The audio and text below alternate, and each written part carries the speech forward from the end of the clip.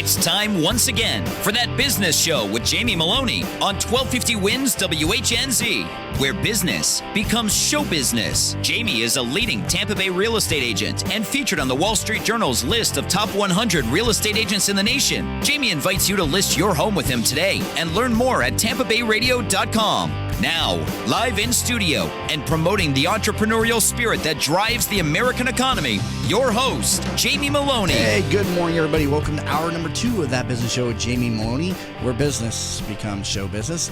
And it's Wednesdays, which means it's Working Women Wednesdays, weekly feature where we highlight professional women from the networking group Working Women of Tampa Bay. It's one of our earliest segments, going all the way back to last February or March when I launched 5 days a week here on That Business Show. So a lot of good events going on each and every month over there at the Working Women of Tampa Bay. You can visit their website, workingwomenoftampabay.com, and they do something just about every single day, it seems, all across a lot of the area, the different counties in the Bay Area is one I wanted to say there. On the phone line with me, as always, CEO and founder of the group, Jessica Ravelli, joins me this morning. Jessica, good morning to you. Hey, good morning, Jamie. How are you? I'm doing good. You sound nice and chipper this morning, so it sounds like you're well rested. I'm trying to get there. I'm dragging on today's show, but I'm getting through it just about another hour to get through. And so what's going on with you? You got a Women in Tech event coming up, or Women IT? What is it now?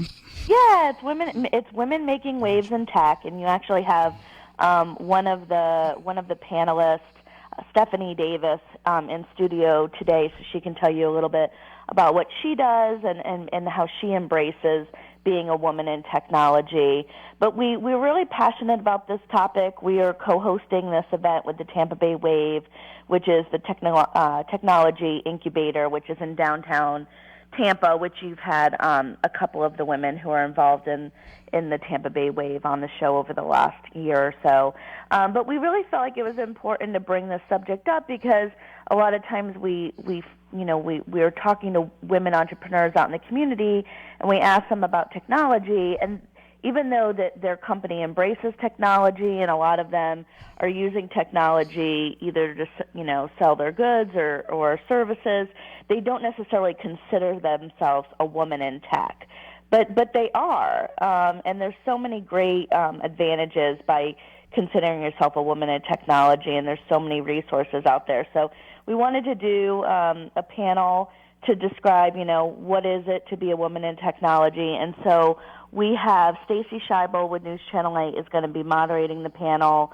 Carrie Zaremba, who is the Chief Operating Officer of Venue Ties, which is an awesome new app that is involved with sports and other venues, is going to be on the panel. Susan O'Neill Gear, who is the founder and CEO of My NFO. She was recently in the Business Journal as being, I think, the woman to raise locally to raise the most money through capital funding. And then, of course, like I said, you have Stephanie in the studio this morning talk a little bit about what she does. But this is just a partnership between us and the Wave, and we think that this is a real important topic. And so it's July 14th, which is next Thursday, and it's at the Attic, which is a cool new venue in downtown Tampa, and everyone's invited. Well, it sounds like a plan and just another one of your great events. And again, people can register over at workingwomenoftampabay.com. They have an events calendar, and so you can register over there. So, Jessica, as always, we appreciate you checking in every Working Women Wednesdays, and for all the members that you send my way each Wednesday. So thank you very much. Thanks, Jamie. Have a great show. Absolutely. Let's go ahead and bring on my next guest here for the hour, and that is Stephanie Davis, who's involved in the event coming up here in July 14th there. Stephanie is also a board member for the Agile Alliance and also with Valpak. So, Stephanie, welcome to the program today. Thanks for having me. So come a little bit closer to the microphone there. All right. So Agile Alliance, tell us about what is Agile Alliance? Agile Alliance is a global nonprofit group that basically is responsible for advancing all things related to agile software development.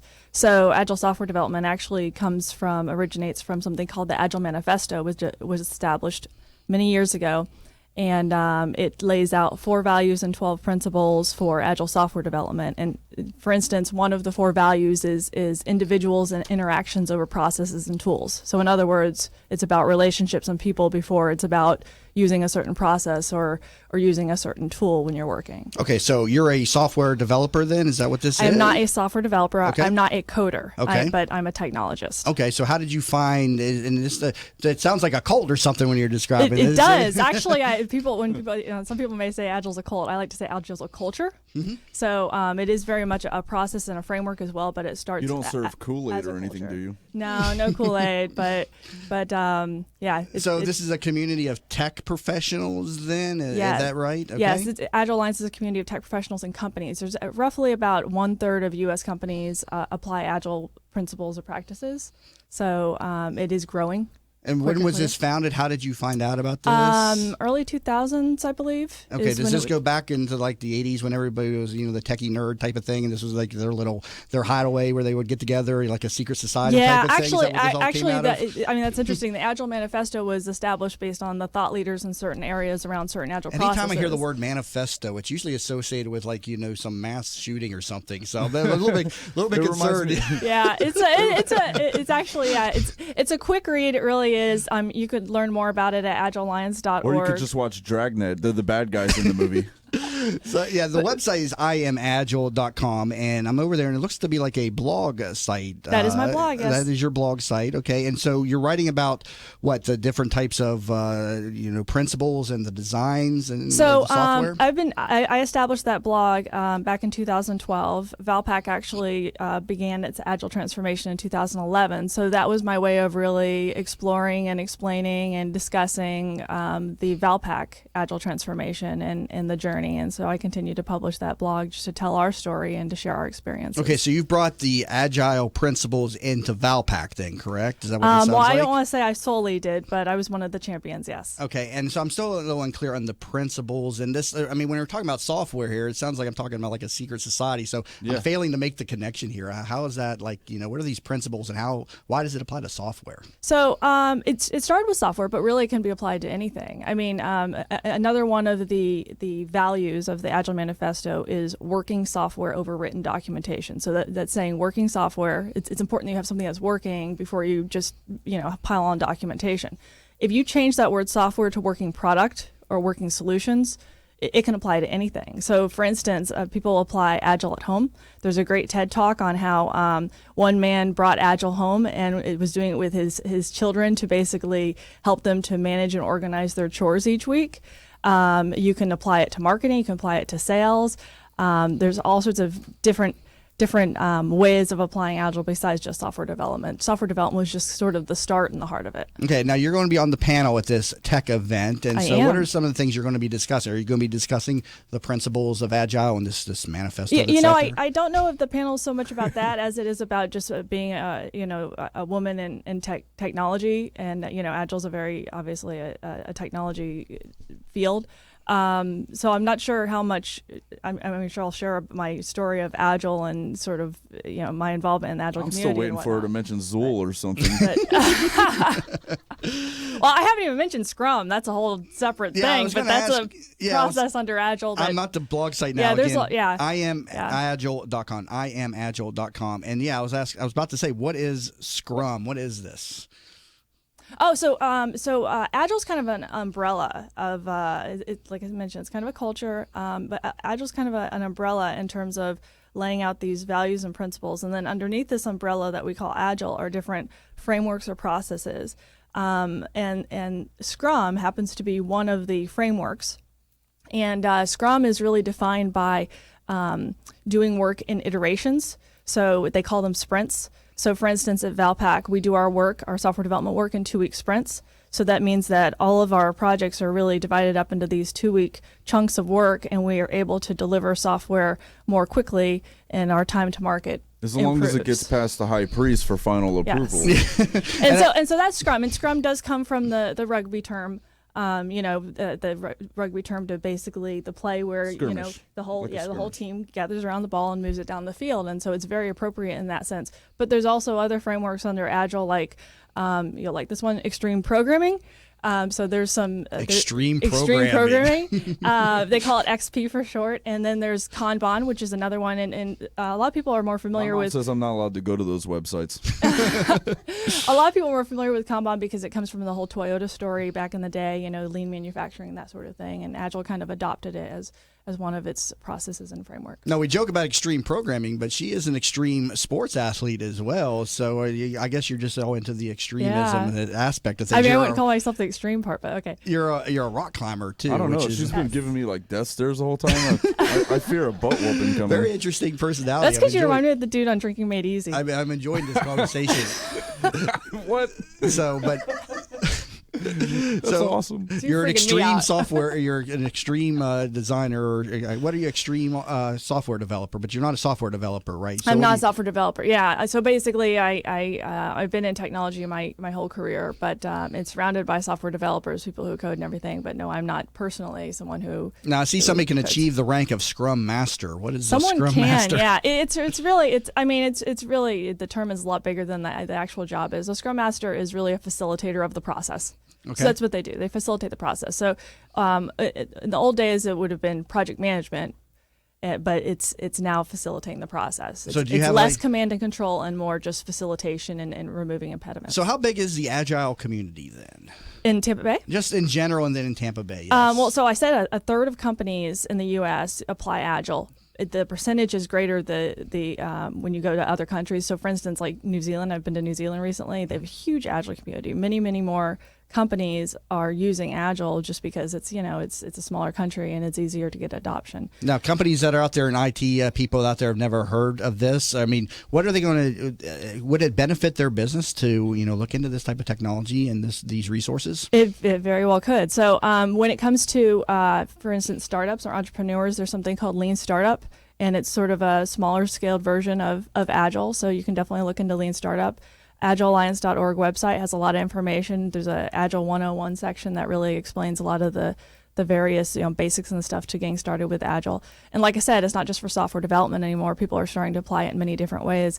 At the last Agile conference I was at, there was a presenter presenting, I think it was Mission Bell Winery.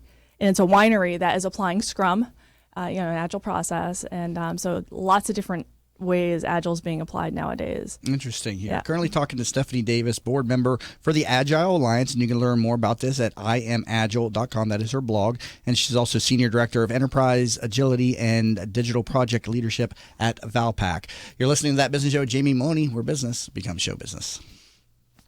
How many times have you said to yourself, I wish there was an app for that? Stop wishing and start making the world better. Turn your brilliant idea into a profitable business by using Popcorn apps. Their affordable app design will help get your blue sky idea or proven business to the next level at a fraction of the cost of other developers. They will help you get through all the steps needed to make your thoughts become live. See them at popcornapps.com with a K in popcorn, or call them at 727-415-6705 for your free consultation and pop your kernel of an idea into $1 million business and a world changer starting today. Teresa Turner is a certified public accountant and the founder of Tax Happens, a boutique-style CPA firm providing small businesses and individuals with hands-on, personalized tax and accounting services. Although we would love to tell you how happy their clients are, we would like you to see for yourself. Tax Happens has 21 Google reviews and a 4.8-star Google rating, 17 Yelp reviews and a 5-star Yelp rating, 38 Facebook reviews and a 4.9-star Facebook rating. What sets Tax Happens apart is number 1, upfront pricing, 2, clear deadlines, 3, personally available year-round, and number 4, a willingness to empower clients to do as much or as little as they desire. Visit taxhappens.com for more information. Have you ever tried to buy a home for your family only to find out that you don't qualify for a mortgage loan? You thought that after 20 years as a customer of your bank, they would help you when you needed it the most, right? Unfortunately, the banks of today are not the banks of our parents and grandparents, and our relationships with them just don't matter anymore. My name is Frank Cotto, and I'm the president of the Lincoln Lending Group. We all may need a bank, but we also need a Frank, and that's what I'm here to do for you today. Lincoln Lending Group will waive all of your lending fees, which include your mortgage, application fee, your underwriting fee, processing fees, and any bank points. Just call 813-MORTGAGE. You drop the E, and we'll drop the fee. Tampa Bay weather is a roof killer. That's why when getting your roof done, you want it done right. Hi, I'm Jamie Maloney of That Business Show. When considering a new roof or repair, talk to Westfall Roofing. They've been installing high-quality roofs in Tampa Bay for over 25 years. Get a free, no-obligation estimate by calling 855-99-ROOFING. That's 855-99-ROOFING. Find out what already 15,000 satisfied customers already know. Call now, 855-99-ROOFING. In an age when the good and the better vie for attention, it is the best that stands out. The best of Tampa Bay from Proudly Florida is the love story for the city of Tampa, celebrating success, sharing achievements, a tribute to enterprise and community spirit. Let Proudly Florida showcase your business to your city, your nation, and the world. For more information, email info@proudlyflorida.com and be sure to visit proudlyflorida.com. Are you in need of new flooring or ready to tackle that home remodeling project? Then contact Yeager & Company Incorporated, a family-owned, state-certified general contracting business with over 70 years of experience and the recipient of the Angie's List Super Service Award for the last 8 years in multiple categories. Yeager & Company comes to you with their shop-at-home flooring sales service, and their hardwood flooring refinishing is the very best in the Bay. Kitchen and bath design featuring American-made, well-born cabinets, and all work is done by employees, not subcontractors. Learn more at YeagerFlooring.com. If you've been following That Business Show on Facebook and Twitter, you may have noticed the quality of some of our images.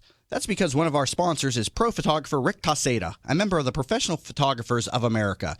You can view his extensive work by going to his website at ricktaseda.com or call him for an appointment to chat about your photography needs at 813-641-4757. That's 813-641-4757. 4757. Rick Taseda Visuals. Call him for your next event or project. From the RP Funding Traffic Network.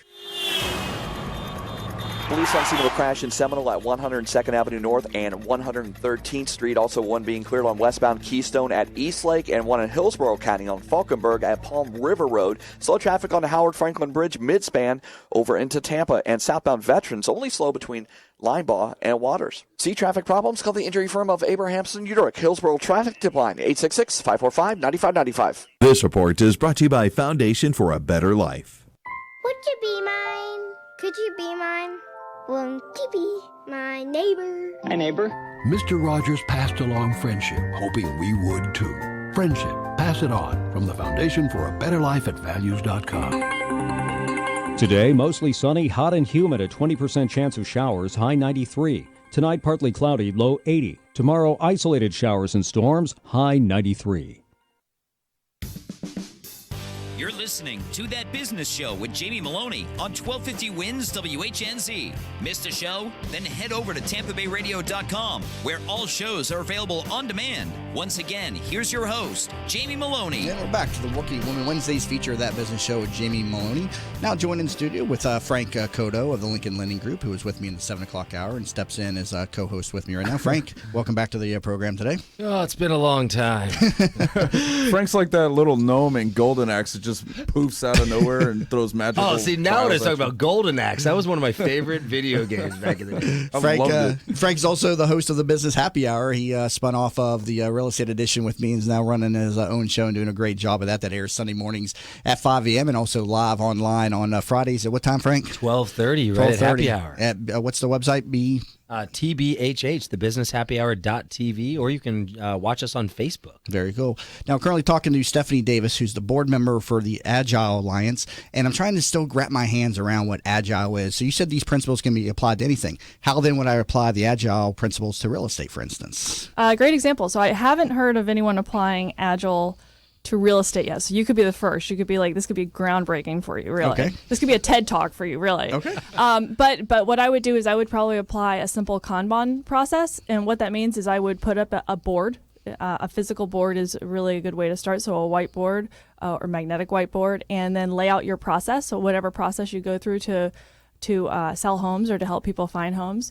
And then if you were to put the names of those buyers on there, or the names of the homes you're selling, or whatever it is, and work those through that process, that's a very agile way of doing real estate. Sounds like a mind map to me. No, it's different, a little different than mind map, because mind map really doesn't express a process or workflow. Mind map is more like clustering or categorizing or affinity mapping. A Kanban process would really be a process where you're working it from a to-do list, things you have to do, to in progress, to finally getting it done. So let me give you an example. I maintain a home improvement Kanban. So on this home improvement Kanban, I have all these different things I want to do to my home. So I have, flooring, I have interior painting, I have kitchen remodel, whatever it may be, and they're all sitting in this column, if you will, on a board, that basically says to do. And then when I'm ready to make the purchase and do those things, I move it to doing or in progress, and then when I'm done, I move it to done. Now that's a really, really simple explanation of a Kanban board, but that's exactly what it is. So earlier I mentioned how there's a TED Talk out there about a man who is applying agile processes at home with his kids using their chores, and that's exactly what he does. He has a chore board, and he basically he works the chores through the process, and each of the kids have their own assignments, and then he uses basically the dinners each evening for what they call their daily stand-up. Daily stand-up is where the team gets together and talks about what they've done or what they've yet to do. So that's really just another sort of way to apply it at home. I'm going to study this blog, and this is a little bit too much in the morning to wrap my hands around. I'm still trying to understand what. Yeah, I know it's really geeky, and I'm an agile geek through and through. I don't understand though, and I'm trying to understand it here on the airwaves. I feel like I'm talking to Egon from Ghostbusters, explaining ghost traps and. She was talking about manifestos and extreme programming there in that first segment. Yeah, I like the comment over here that can you really say extreme and programming in the same sentence? I don't like. What do you guys do? It's like you skydive and you've got a laptop at the same time. It's awesome. That's awesome. It really is. Yes. That was a completely different direction than what I thought you were. Yeah, doing. definitely. Whoa. Totally different website, Josh. Totally different website. You're not allowed to go to those. My mom says. He's like, she said it was agile. I don't know. Now, Stephanie, you're also a member of the Tampa Bay Agile community and some other boards in the community. Yeah. Actually, I run Tampa Bay Agile. Okay. So Tampa Bay Agile is a meetup group. It's on meetup.com, and it has 1,400 members. It's actually one of the largest tech groups in the area, and it's also one of the most active on meetup.com because we have up to, I think, 7 different events every month. So we have what we call lean coffees, which are small gatherings of people. We have lean beers, which are basically small gatherings in the evening. And then we have a featured monthly speaker. We have a product owner group. We have a Scrum Masters Guild. So we have all these different events each month around the certain talking roles about a Harry Potter club all the time. It is. It's very magical. So there's another guest, Josh, for your program there. Nerd Talk over there. Yeah, you can come on and we can real discuss techy. You're talking about Scrum Masters and all these different ranks and manifestos. Nerds and geeks do not get along. Extreme programming. It's like oil and water. Nerds and geeks. Totally different. So, Stephanie, what rank are you in the Agile community? Is there like, there's ranking? No, I don't like earn points or anything like that at all. Grand but Wizard. Fourth lever, sorcerer, Grand Wizard. Did you say Grand Wizard? Yeah. Grand you know Wizard. Women are not allowed to be Grand Wizard. Josh, your grandfather told you Grand that. Sorceress. Oh, my bad. Not that nerdy, okay? Terrible. About a minute left real quick. Let's recap the event that's going on at the Working Women event that you're involved in. Yeah. So that's on the 14th, and it's about women in tech, women making waves in tech, and I'm one of 3 panelists there. And I've also got some other panels coming up as well. This is actually a busy summer for me when it comes to panels. I've got one in August as well, which is for the Women in Technology International group. And then I've got a panel as well for Tampa Bay Technology Forum in September. Well, you can learn more about this over at iamagile.com, and also the event that she's going to be speaking at for the working women. You can register for this at workingwomenoftambabay.com. Again, that's going on July 14th from 6 p.m. to 8 p.m. at the Attic in downtown Tampa. So good discussion. Learned something new today. Stephanie Davis, thank you so much for being in studio today. And again, board member for the Agile Alliance, and you can learn more about this over at her blog, iamagile.com. Coming back from the break, we'll be talking insurance with Melissa Snively, and you're currently listening to the Working Women Wednesdays feature of That Business Show at Jamie Maloney, where business becomes show business.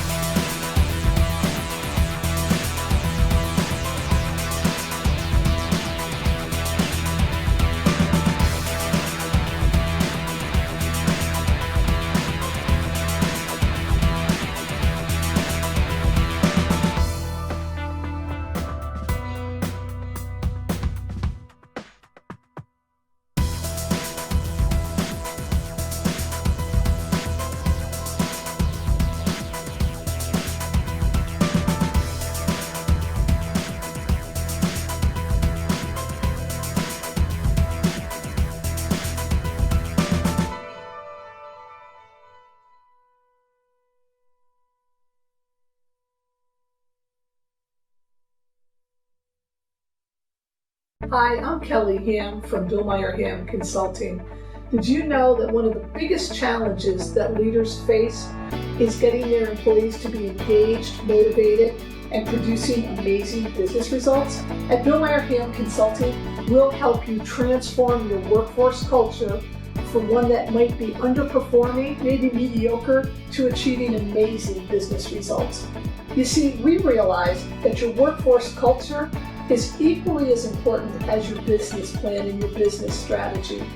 The two must be aligned in order for you to reach your desired business and financial goals. Carol, hey Jim. I just got this plan that could really help with our process here. Okay, why don't you just have a seat and let's go over it. Let us help you transform your workforce culture by leveraging your most important assets, your people. I want to know what's going on in your organization. Let us help you transform your workforce culture. Let's have a conversation. I feel guilty that I can't always be there when Mom feels stuck at home. She was always there for us. But now she can't get out, and I'm not always available to take her places. Someone else needs to help her get around. Then I learned about Home Instead. Now Mom can do what she enjoys because her personal caregiver is there, and I can just be a daughter again. Are you struggling to care for your loved one? We can help. Home Instead Senior Care. To us, it's personal. 866-545-9595. This report is brought to you by the Foundation for a Better Life. She didn't just visit the sick and poor. She moved in with them because they needed help. Mother Teresa couldn't do it all, but she gave her all. Compassion. Pass it on. From the Foundation for a Better Life at values.com. 1250 WHNZ Impact Radio. Forecast for today, July 6th, about 93 of a high.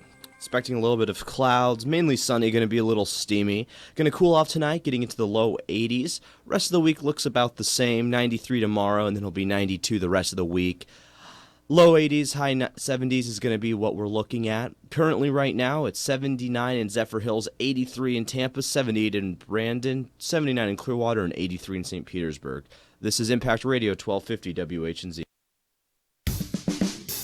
You're listening to That Business Show with Jamie Maloney on 1250 Wins WHNZ. Missed a show? Then head over to TampaBayRadio.com, where all shows are available on demand. Once again, here's your host, Jamie Maloney. And we're back to That Business Show with Jamie Maloney, where business becomes show business on this Working Woman Wednesdays feature brought to us by the Working Women of Tampa Bay. And you can learn more at WorkingWomenOfTampaBay.com. Good discussion there in that last segment on Agile. I'm still kind of reeling from that. I still find it funny that she thought I was the guy from Drinking Made Easy. What is that? That sounds like a cooler show than ours. I've never seen it. Drinking Made Easy. Oh, man. Yeah, I got to see it. Maybe he's my long-lost twin brother or maybe. something. Time to bring in my next guest for the program. I have Melissa Snively, who is an owner of a State Farm Insurance, and you can learn more about her at melissarules.com. Interesting. State Farm to melissarules.com. So. Pretty confident. And she's also... Yes, and she's also There's a story behind that. And she's also a member of the Hillsborough County School Board, too. Oh, nice. Spare time. When she came in the studio here, I could have sworn she said, I'm all out of bubble gum, by the way. I did. I ran out at the parade the other day, completely. And you're also a mother of, what did you say, 4? 4. So you run a State Farm business. You're a member of the school board, mother of 4. So, and I know you wanted to talk about how you balance all this together, so I'll just ask you straight up, how do you balance all this? Try not to go crazy. Make the husband do it. Wait, does he work? He actually works for me. Oh, she definitely rules. Melissa rules, yeah, man. Definitely Did you see that? Melissa rules. Yeah, it is. We actually both started at State Farm for the company, and then we met down in South Florida. And he worked for State Farm for about 15 years, actually, in claims. And he likes to say I retired him. About 15 years into the business, and so now he works in my office as business manager part-time, but he also is a part-time stay-at-home dad as well. Cool. So it's having a support system in place is probably the biggest thing, that So he works. worked in claims, and were you working in sales, and you all came together, or you brought him into the business? Funny story, how did the actually. business come together then? Well, first we came together. Kind of a funny story. We were at a State Farm function for someone who was actually leaving to go teach English in Vietnam, And I tried to get his attention for like 2 hours. What were you doing? We were at TGI Fridays, and I couldn't get him to look at me. So finally, I had my friends Lisa and Lisa walk over and introduce me.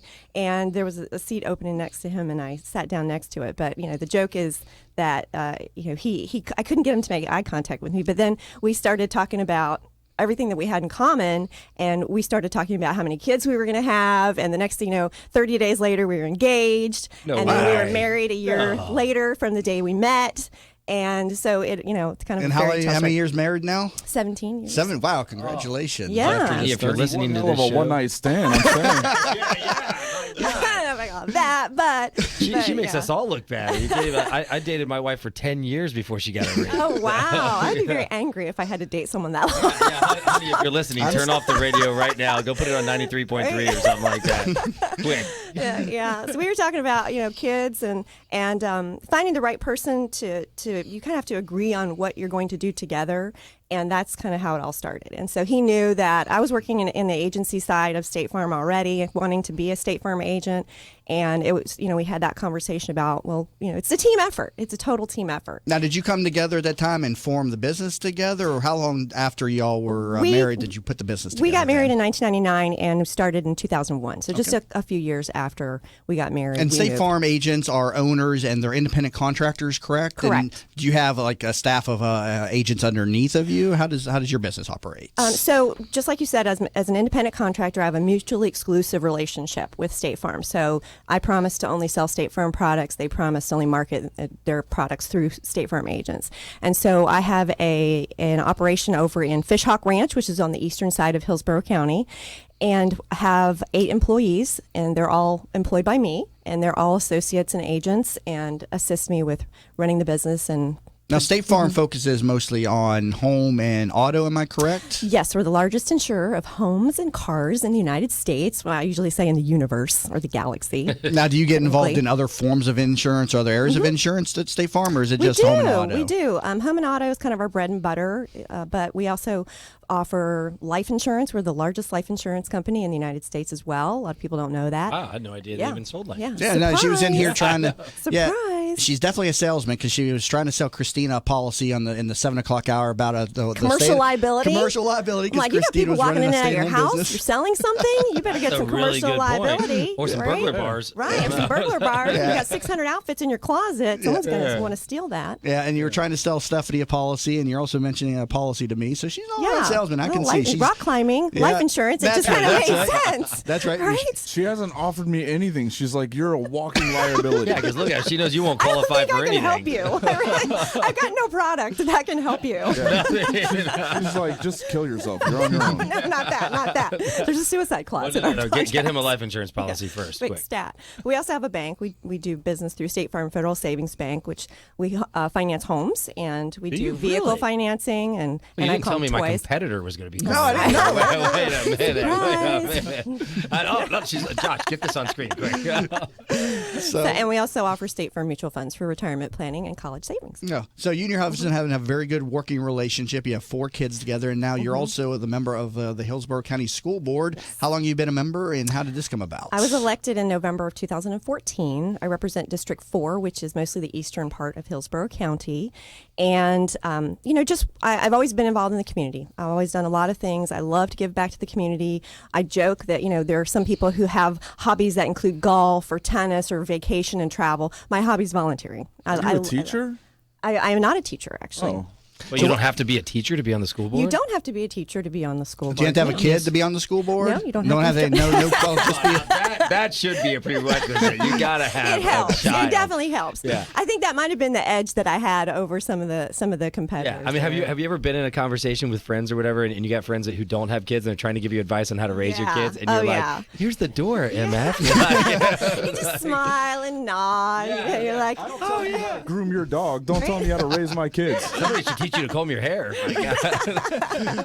But I've had a few people tell me, because I've considering running for some type of office in the future, and I've asked where do you start, and the thing that comes up a lot is school board. I was like, well, I don't have a kid, so I don't really think I would fit in on the school board. Well, it really just depends on what you're passionate about. Obviously I have vested interests in making sure my kids have a really good education, and your tax dollars are paying for it. So I have a very much a passion for that, but everybody's got a different passion about something. So yours might be transportation and economic development, and so maybe that would be a county commission or some other type of local government. Are we going to see you on another level of government here in the future? Or are you going to just leave it at I'm the enjoying school it board? right now. I'm really enjoying being on the school board. A lot of people question why I did it, because it seems to be a very thankless position. And people called me crazy for wanting to be on the school board, because you're always making 50% of the people happy and 50% of the people angry. But I actually find it very rewarding. I think if you stay in your lane and you do your job as a school board member, and you're not trying to get into the day-to-day operation, that's the job of the superintendent, which by the way, we have a great new superintendent. His name's Jeff Akins, and he's doing a fine job. And I think if you stay in your lane and do your job the way you're supposed to, then it can be a very rewarding job. So what's the hot topics out there with the school board or the Hillsborough County school system? Is there a hot topic out there these days? There's a few hot topics out there. We always talk about policy. There's a transgender issue right now because of the executive order. Issue, yes, that's a hot topic. That came from the feds, right? It came because I saw a copy of the letter, went to my son's school, and it was very the vague. gross overreach of executive power from our current administration. You are on my show today. Don't get him started on Early Week politics. No, gross overreach, man. We'll just install third bathrooms about everywhere. What wing is going on in this room? Oh man, I tell you what, there's that's a whole nother story. Yeah, I got that letter in the mail from Hillsborough County Schools. Basically, it was very vague though. Basically saying, hey, we got a letter from the feds, and we're gonna try and do everything we can to accommodate everybody. What is the direction? And we think we're doing the right thing already, because we're handling. It's a very small percentage of the student population. Yeah, like 0.0001%. It's like 0.3% of 1%. And so we are handling each situation on a case-by-case basis, and we're waiting for some direction from the superintendent to give out some policy or some process, I guess, and guidance to our local administration to make sure everybody's doing consistently the right thing for our In reality, students. you're waiting for somebody to stand up and say, I'm one of those people. I need accommodation. and not to be rude, but there's so few. That's the argument that most people are saying is you're creating regulation from the highest level for such a ridiculously small class. Yeah, and it'll create so many legal issues for people that are just trying to and work I can't the imagine system, it being for middle school or elementary. Wouldn't it be just high school and college or something? Well, I mean that's the whole argument too. Are you born this way, or are you Or this is it a way, or choice? what? Is it a choice? And I think that a lot of times you don't see this evolve until the later ages. That's why I was so blown away when I got the letter from my child's elementary school. This is one of the issues the school board's dealing with today then? Well, we just dealt with a little bit last school board meeting. Actually had quite a few people in the community come and speak about it, and a lot of petitions were signed because they're afraid of having boys share the girls' locker rooms and bathrooms. Well, that was my and vice concern. versa. And I think that's a lot of parents' concerns, just because as a school board member, I'm concerned about safety, and I just want to make sure that all children,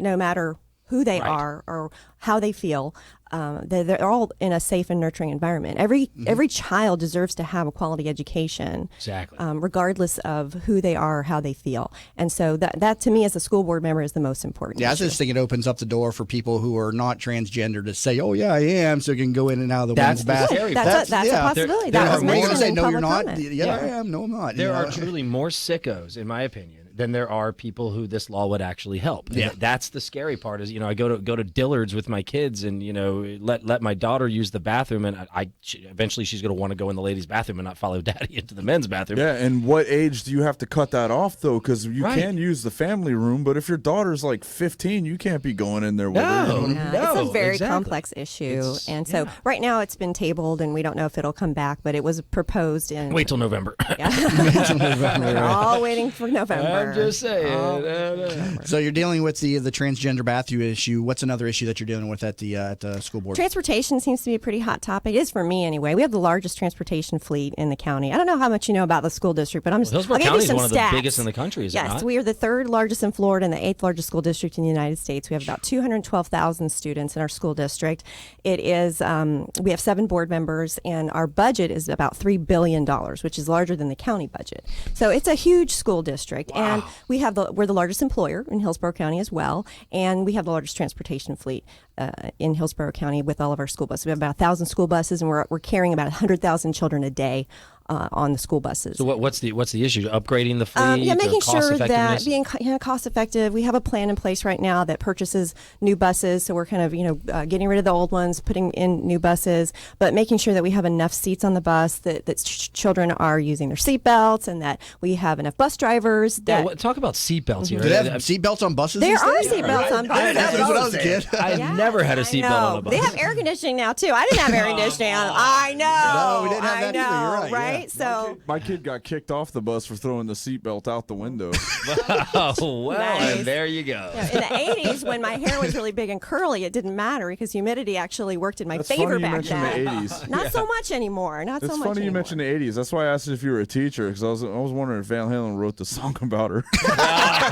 Wow, thank you. I appreciate that. I think he appreciate did. that. Lee Roth was onto something. I'm just saying. Seatbelt and air conditioning. Yes. Let me take a break here. Currently talking to Melissa Snively, owner of a State Farm Insurance and also a member of the Hillsborough County School Board, alongside Frank Cotto, president of the Lincoln Lending Group. You're listening to the Working Women Wednesdays feature of That Business Show at Jamie Maloney, where business becomes show business.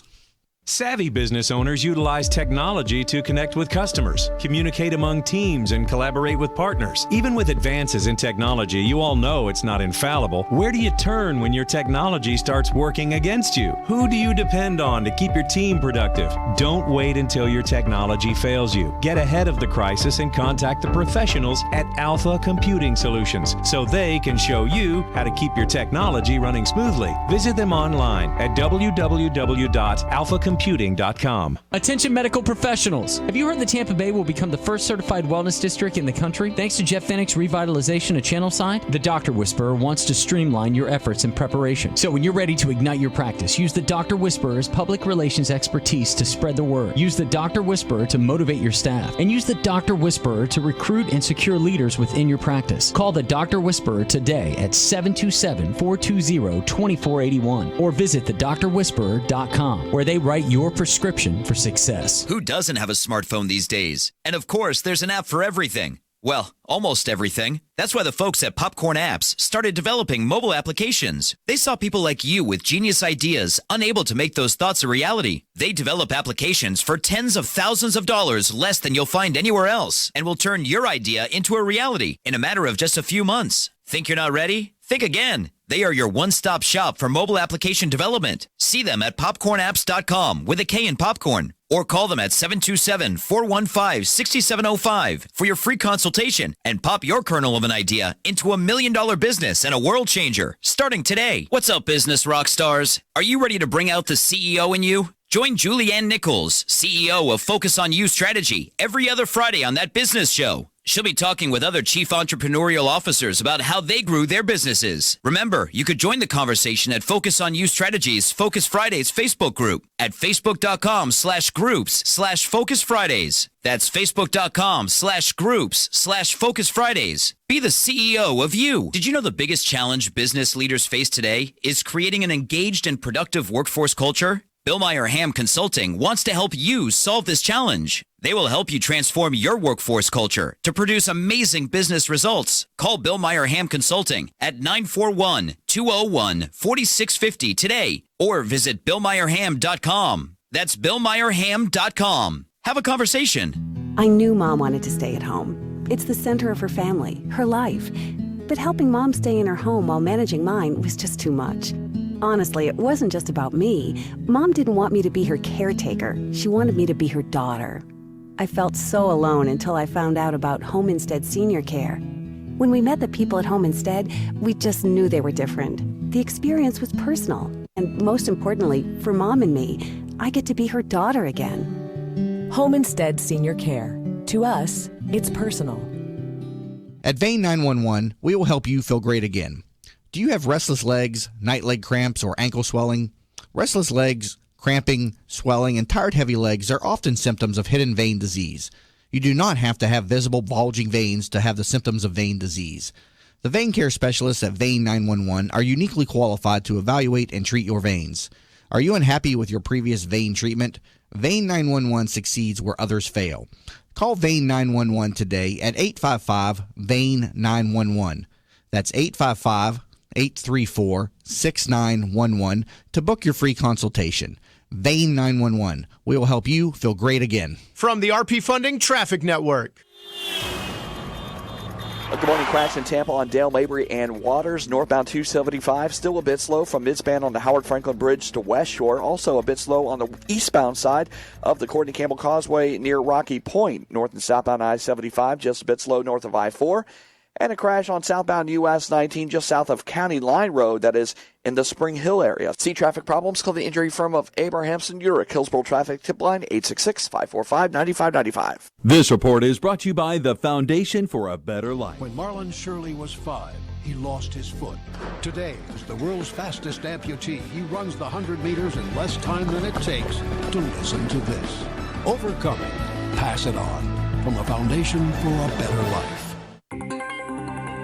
Today, mostly sunny, hot and humid, a 20% chance of showers, high 93. Tonight, partly cloudy, low 80. Tomorrow, isolated showers and storms, high 93. You're listening to That Business Show with Jamie Maloney on 1250 Wins WHNZ. Missed a show? Then head over to TampaBayRadio.com, where all shows are available on demand. Once again, here's your host, Jamie Maloney. And we're back to That Business Show with Jamie Maloney, where business becomes show business. Talking with Melissa Snively, agent and owner of a State Farm Insurance. And you can learn more at melissarules.com. I love how I go from State Farm Insurance to melissarules.com.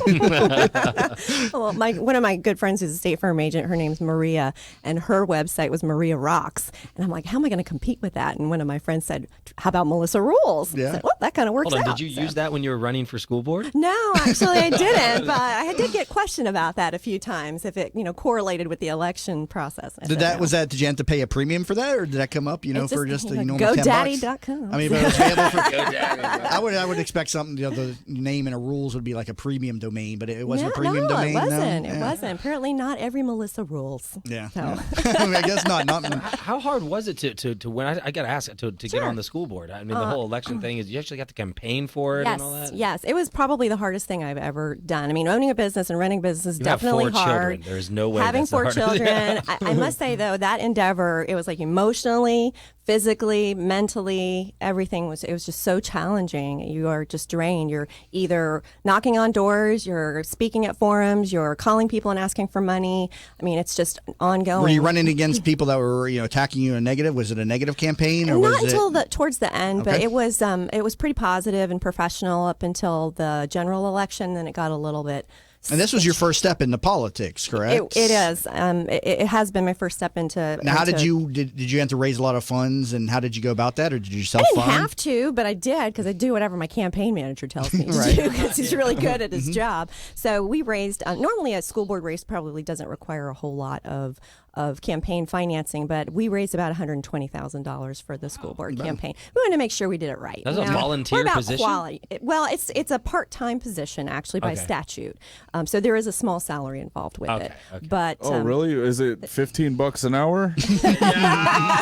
I'm just saying, because I'm just trying to show McDonald's that it's not worth it. Yes. Don't get me started on that. So I made chicken without mayo. I got mayo, and they want $15 an hour. So exactly. Then you have that machine that just does it. You'll never have a messed up order again when we get rid of it. Yeah. That's right. So how do you keep all this stuff? You go back to the original talking point question.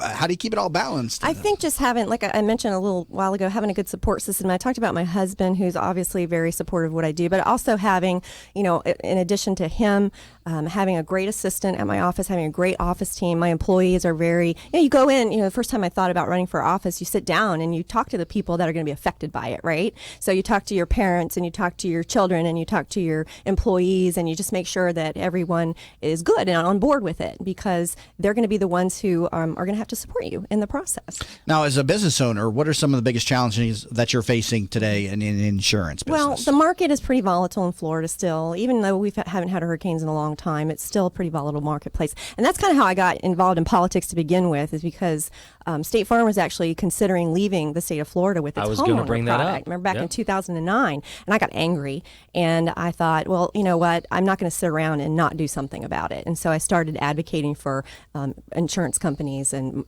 specifically State Farm, but also through my professional association, the National Association of Insurance and Financial Providers, or excuse me, the National Association of Insurance and Financial Advisors, and started advocating, getting politically involved, and kind of learning the process. And I just think having a voice is so important.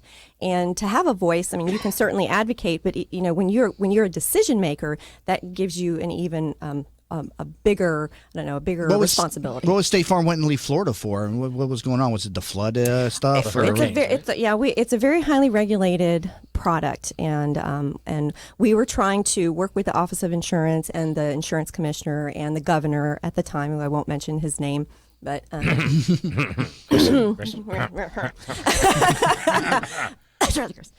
anyway, yes, and it was very challenging, and we want to be able to price our product the right way, and we weren't able to do that, and so that kind of forced us to, obviously insurance companies, just like any other business, we're in the business to obviously make a profit like other companies are, even though some people don't think that we should be, and that particular governor didn't think that we should be in that business. He thinks government should run the insurance industry. And we didn't agree with that. And we thought, no, it's better. We're a free market society. We're capitalists. We should be able to run this the way that it should be run. Now, insurance is coming back down, though, and it has been on a downward trend. It has been, yes, because, and it's competition still projected to keep coming back drives down, prices down and makes it a more affordable product Definitely for consumers. More carriers right now. Right. Absolutely. And the more carriers are out there, the better product that we can provide our customers. Got about a minute left here. You're a member of the Working Women of Tampa Bay networking group. Obviously, it's Working Women Wednesdays. I just want to say a few words about that and how Working Women has helped you in your business. Well, it is a wonderful networking organization. I mean, there's so much that Working Women does. Jessica Ravelli is a fantastic CEO. She gives us an opportunity to get educated, get inspired, get motivated, and support each other as entrepreneurs. And so it's just a wonderful networking group that's growing by leaps and bounds every day. And how many years ago did you find Working Women? I was just trying to think back. I think it was at least 3 years ago, maybe 4 now. But yeah, it's been a wonderful organization. I love supporting it. A lot of good events that go on each and every week, and every week, I should say, over at the Working Women of Tampa Bay. Melissa, another great professional member at the organization, and enjoyed meeting you. And thanks to Jessica for sending her over. Thanks for having me on. And that was Melissa Snively, agent and owner of a State Farm Insurance, and you can learn more about her at melissarules.com. And she is also with the Hillsborough County School Board. Also, thank you to my good friend, Frank Cotto, president of Lincoln Lending Group. Good show today, Frank. Absolutely. Thanks for having me, Jamie. He was on in the first hour, stepped out for the 8 o'clock segment, but popped back in here for the last show. And he's also the host of the Business Happy Hour, which airs Sunday mornings on 970 WFLA at 5 a.m. A little bit like mine, a little more political talk, though. He likes to get going on that stuff. So we keep it kind of neutral, though we got a little bit political today. But it was all around a different show today. So I'm half asleep, and audio wasn't working there for the first few minutes. Much for neutral. We're going to have Melissa on my show. I'm still all messed up. We ought to invade and take over the show more often, Frank. I think so. Good, Have a great day, everybody. You've been listening to That Business Show with Jamie Maloney, where business becomes show business.